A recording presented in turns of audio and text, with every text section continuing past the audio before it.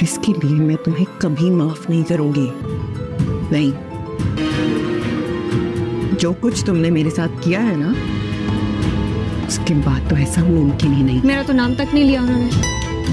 یہ سب آپ کی وجہ سے اماں, آپ کی وجہ سے. مجھے پسند نہیں کرتے. آپ نے مجھے کبھی ٹھیک سے گائیڈ ہی نہیں کیا. شکاری نہیں تھی, بلکہ تم بھی میری طرح شکار ہوئی تھی اور انو کی.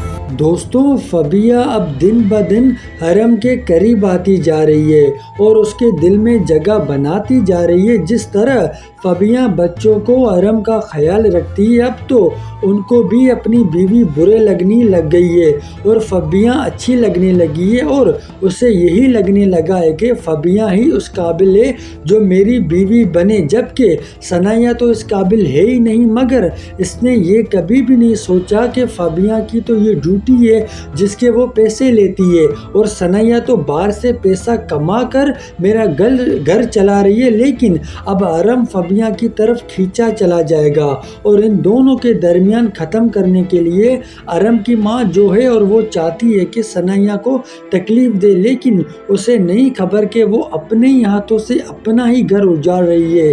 اس طرح سے فبیہ حرم کی زندگی میں آ کر نہ صرف اس گھر کو برباد کر دے گی بلکہ حرم کے بچوں کو بھی بیچ دے گی اور حرم کو نکال دے گی. اور جب حرم سوال کرے گا کہ میرے بچے کہاں ہیں, تو وہ صاف صاف کہہ دے گی کہ بچوں کی ذمہ داری اس کی ماں کی ہے, میری نہیں ہے, اور نہ ہی یہ بچے میرے ہیں اور نہ ہی میں ان بچوں کی ماں ہوں. تب حرم کے سامنے فبیہ کی حقیقت کھلے گی کہ ثنایا ہی صحیح تھی اور سب کچھ کر رہی تھی, مینج کر رہی تھی, لیکن میری ماں نے ہمیشہ اسے برا بھلا کہا اور ماں کے پیچھے میں بھی تھا.